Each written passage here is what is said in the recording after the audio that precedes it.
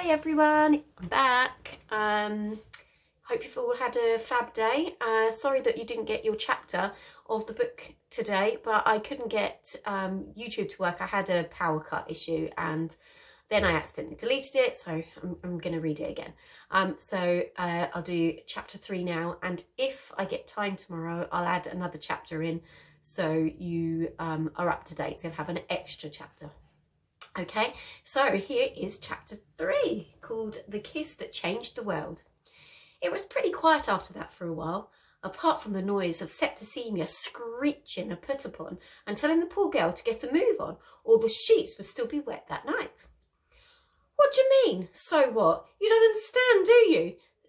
Septicemia and Crabbus have only got one set of bed sheets because, like everyone else on that side of the street, they're poor. They only managed to get a slave girl because she came cheap. The poor girl is boss-eyed. The Ghastlies don't even pay her. They just feed her scraps and make her sleep with the dog. That's Rome for you. Like I said, things were quiet, so I decided to hop across to go and see my pal, the inventor, Mad-Ass Bananas. He's completely bonkers. In a nice way, though. He made me this thing with an oil lamp.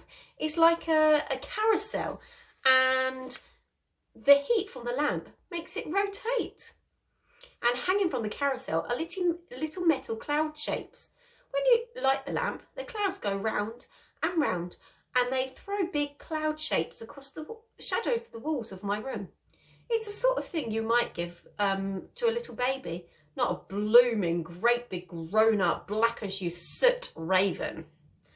I made it to help you feel as if you were out in the open air, beneath the skies and the stars, Mad-Ass Bananas explained.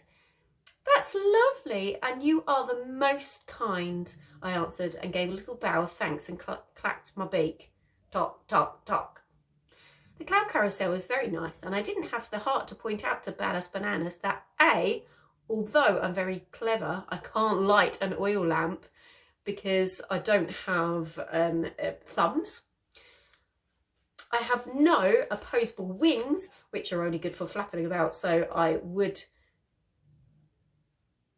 have non-opposable wings, apologies, which are only good for flapping about, so would have to get someone else to light the carousel for me. And B, when it gets dark, I don't light oil lamps anyway. I stick my head under one wing and I just go to sleep. Last but not least, C, shadowy dark clouds usually mean it's going to rain, in which case I'd rather be indoors in a warm, dry villa, listen to perilous snoring. I know, sad, isn't it? He's only 11 and he snores. But that's Mad-Ass Bananas for you. Helpful, kind and bonkers. Anyhow, he's been inventing again. He keeps making all this stuff.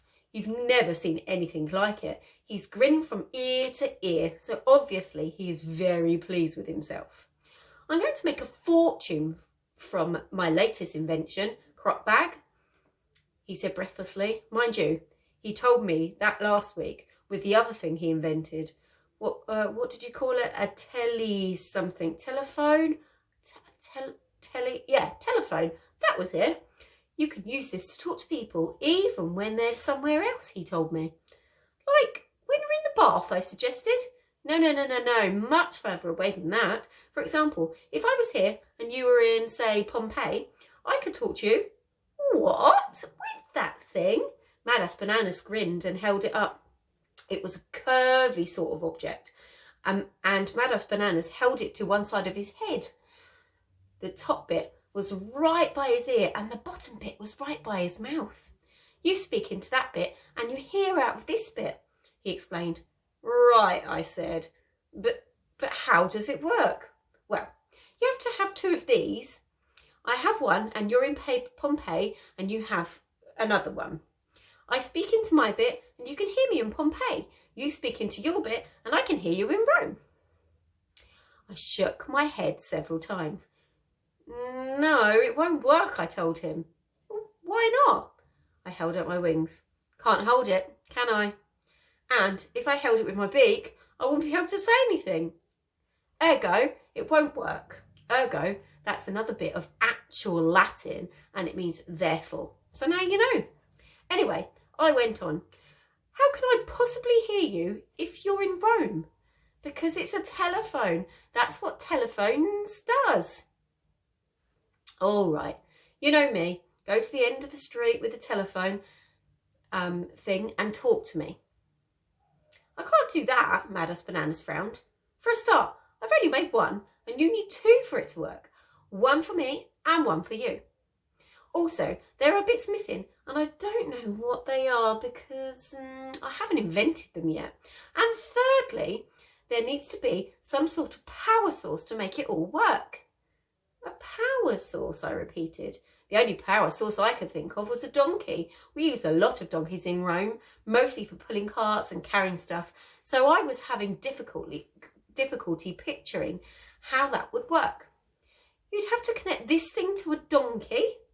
Mad Bananas was staring at his invention with that faraway, dreamy inventor's kind of stare that inventors get when they're inventing. At least Mad Bananas does anyway. Connect, he repeated several times. That's the word, crock bag, yes. I have to connect it to something I haven't invented yet and put it in the missing bits that I haven't invented either. And when I finished all that, it will work.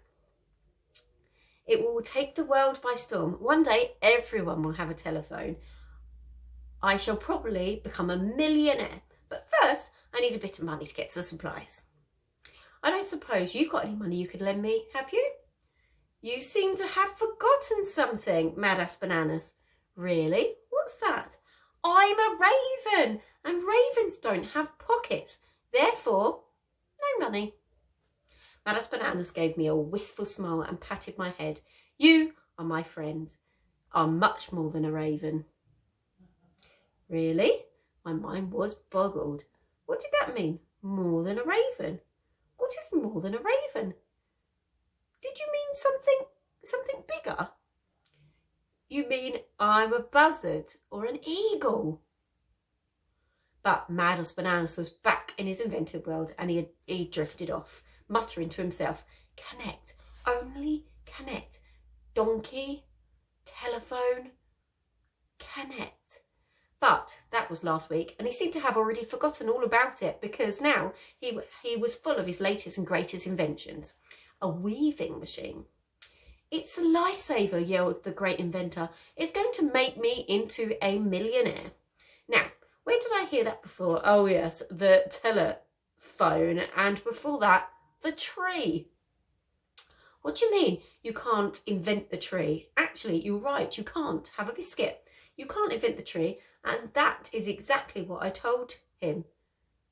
They already exist, I pointed out. Not this kind of tree, said Mad Bananas, waving his arms about. This tree grows something, but not apples, not figs, not oranges. It grows ships. People won't have to make ships anymore because my tree will simply grow them. Fantastic, I nodded. And how will you do that? Because that's what it does. It's a ship tree. Yeah, but just because calling it a ship tree doesn't mean the tree will actually do it. No, really? I shook my beak and he went off to thinking of something else. Anyhow, back to the weaving machine. Mad Bananas had dragged along a large wooden box with a lid on the top and a door at one end. This, he declared, is the world's first weaving machine. He came up close and he whispered to me, I have made it for Trendia, who is not only beautiful and a brilliant dressmaker, but also the most wonderful woman in the whole world. When she sees this, she will fall in love with me and she will ask me to marry her. I think you're supposed to talk to her, I pointed out. That's sexist, said the inventor. The point is, this machine will help her with her dressmaking. She will think it's so wonderful, she'll fall in love with me. Oh, I do hope so, I murmured. And I really did too. I'm very fond of Mad Bananas and he deserves to be with someone as good and kind as Trendia. After all, in a funny fashion you kind of way, he's an inventor too. She's an inventor too. However, now was not the time for Madness Bananas to be barging in on Trendier, because behind Madness Bananas' back, I could see something I didn't think my friend would want to see. I don't think you should go over there just yet, I suggested. Why not? And he turned round to look. No, don't look. Shut your eyes, Madness Bananas. Don't look. Too late. As the inventor turned towards Trendier's little apartment, he saw her put her hands on Scorcher's shoulders, lift up her face and kiss him. Trendier kissed Scorcher. No! Oh no, that's a bit disappointing, isn't it? Oh, poor Madness Bananas. Well, that's the end of that chapter.